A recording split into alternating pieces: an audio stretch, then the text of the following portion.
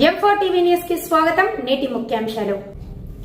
M4 TV news ప్రేక్షకులకు నిజాయితీగా, నిర్భయంగా ఎప్పటికప్పుడు తాజా కబుర్లు, భక్తి గీతాలు m4tvnews.com వెబ్సైట్ యాప్లు ప్రచురితం, ప్రత్యేక ప్రసారం చేస్తుంది. వార్తలు, ప్రకటనల కోసం సంప్రదించవలసిన సెల్ ఫోన్ నెంబర్లు 9666665026 9014163335.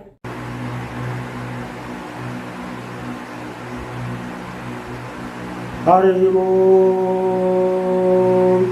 అందరికీ నమస్కారం అండి. శ్రీ గురుభ్యో నమః.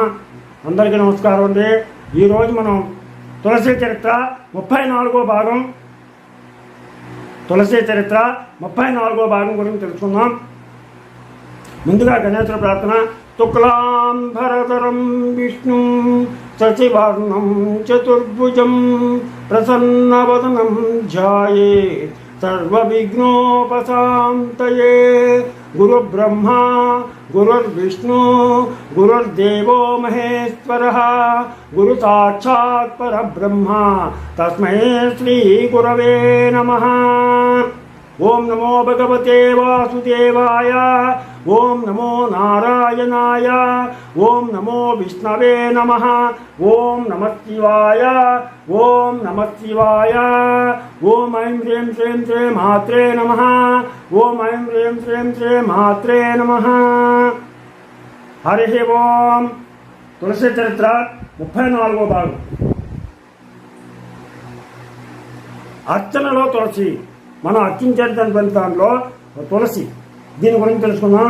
శ్రీమతి తులసీదేవి వర్ణన అన్ని ముఖ్య గ్రంథాల్లోనూ మనకి దొరుకుతుంది. కేవలం భగవద్భక్తులే కాదు, గొప్ప గొప్ప ఋషులు, మునులు, భగవంతుడు కూడా స్వయంగా ఆవిడ యొక్క మహిమని, గుణగణాలను కీర్తించడంలో ఆనందాన్ని, పరమ పవిత్రతని అనుభవిస్తారు. ముఖ్యంగా పురాణాల్లో మనకి తులసీదేవి మహిమ మనకి లభ్యమవుతుంది. పద్మపురాణంలో చెప్పబడినటువంటి ప్రకారం తులసి మహిమను బ్రహ్మ తన 4 ముఖాలతో కూడా వర్ణించలేడు. శ్రీకృష్ణ వ్యాసుడు గరుడ పురాణంలో భగవంతుడే స్వయంగా గరుడితో ఇలా చెప్పాడు. ఓ పక్షిరాజ, బ్రాహ్మణుడు మంత్రం, దర్భ, అగ్ని, తులసి వీటిని మాటి మాటికి సమర్పించినప్పటికీ కలుషితం కావు. ఇవి ఎన్నిసార్లు సమర్పించినా కూడా కలుషితం అవ్వవు. ఏంటది? మంత్రం, దర్భ, అగ్ని, తులసి.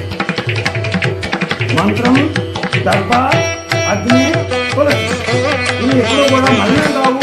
అలాగే వీటిని పూజలో మరలా ఉపయోగించుకోవచ్చు. ఓ పక్షింద్రుడా, తులసి బ్రాహ్మణుడు, గోమాత, విష్ణువు, ఏకాదశి వ్రతం అనేది సంసార సాగరంలో ముందు చేస్తున్న ప్రజలను నౌకవలే అవతల వైపు చేస్తాయి. ఓ పక్షేశ్వర, విష్ణువు, ఏకాదశి వ్రతం, భగవద్గీత, తులసి, బ్రాహ్మణుడు మరియు గోమాత ఈ 6 కూడా ప్రపంచంలోని మనుషులకు ముక్తిని ప్రసాదించేటువంటి సాధనాలు. విష్ణువు, ఏకాదశి వ్రతం, భగవద్గీత, తులసి, బ్రాహ్మణుడు, గోమాత 6. మరో ఇంకోసారి చెప్తాను చూడండి.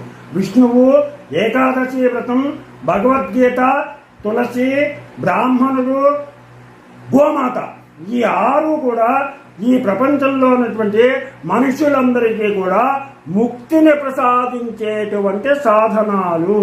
వీటిని షట్పది అంటారు.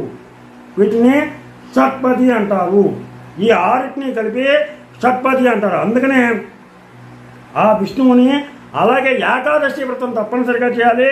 అలాగే భగవద్గీత తప్పనిసరిగా ప్రతి ఇంట్లోనూ ఉండాలి. రోజు ఒక శ్లోకమైనా సరే పారాయణ చేయాలి. అలాగే తులసి మొక్క ఎప్పుడూ కూడా మన ఇంట్లో ఉండాలి. అలాగే ప్రతి గ్రామంలోనూ కూడా బ్రాహ్మణుడు ఉండాలి. బ్రాహ్మణుని పూజించాలి. బ్రాహ్మణుడు ఎక్కడైతే పూజింపబడుతున్నాడో అక్కడ సుభిక్షంగా ఉంటుంది. అలాగే గోమాత ఈ 6 కలిపి ఎక్కడైతే 6 పూజింపబడతాయో అక్కడ సస్యశ్యామలంగా ఉంటుంది.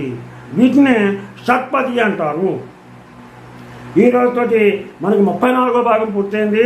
రేపు 35వ భాగం తెలుసుకుందాం. మీకు నా ఛానల్ కనుక నచ్చితే సబ్స్క్రైబ్ చేయండి, అలాగే లైక్ చేయమని కోరుతూ మీ రాపాక వెంకట ప్రభాకర్.